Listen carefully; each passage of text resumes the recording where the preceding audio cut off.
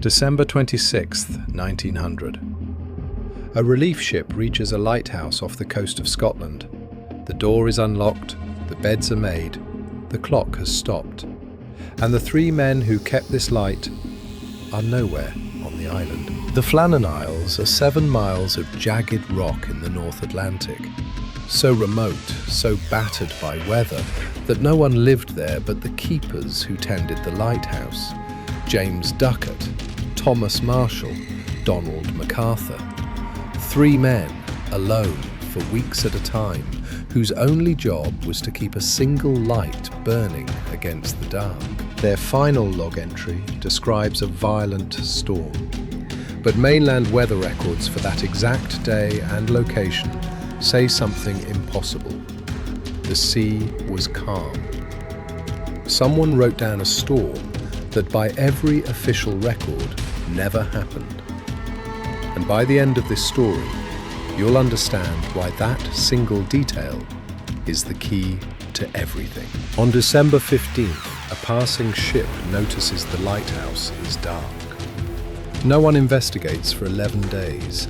The seas are too rough to land. When the relief boat Hesperus finally reaches the island on the 26th, the flagpole has no flag. No smoke rises from the chimney.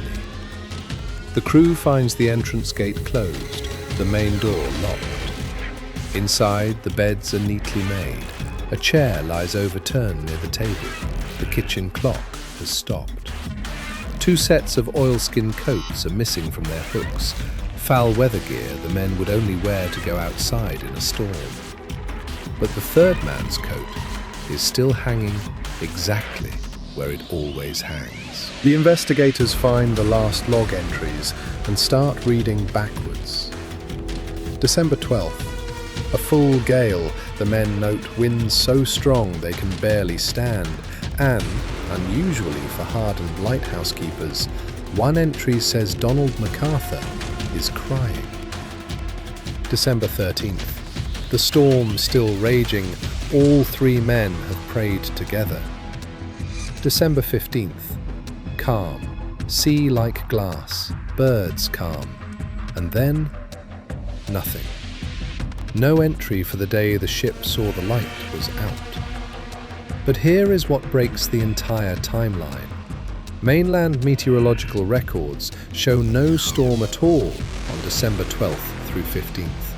The sea, according to official weather logs, was unusually still. Theory 1.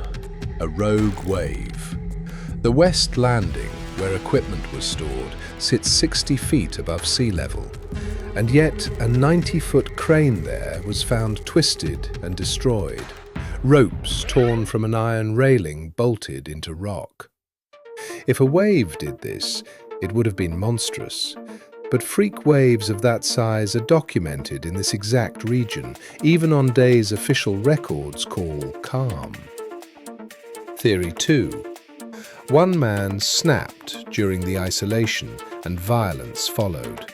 An old sailor's fear about lighthouse madness, but there's no blood, no sign of struggle, nothing broken inside. Theory 3. The one investigators actually believed. 2 men went out during a real squall to secure equipment at the West Landing.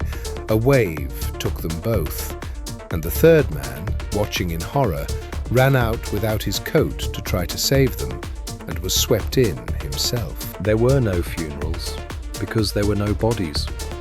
Only an empty lighthouse, still automatically lit, waiting for men who would never come back to switch it off by hand.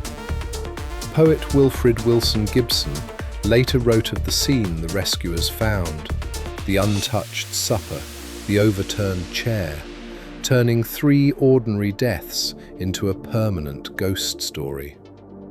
But underneath the myth is something simpler and sadder. 3 working men doing a dangerous job nobody else wanted, undone in seconds by a sea that doesn't leave records of its worst moments. A storm no one recorded, a coat left behind. A wave that may have erased 3 lives without leaving a single mark on the rocks.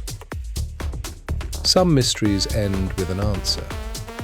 This one just ends with silence. Block 9, CTA.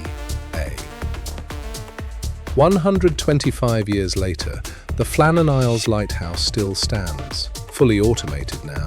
No keeper has lived there since. Follow at the Grisvale for the next case file. 125 years later, the Flannan Isles Lighthouse still stands, fully automated now. No keeper has lived there since.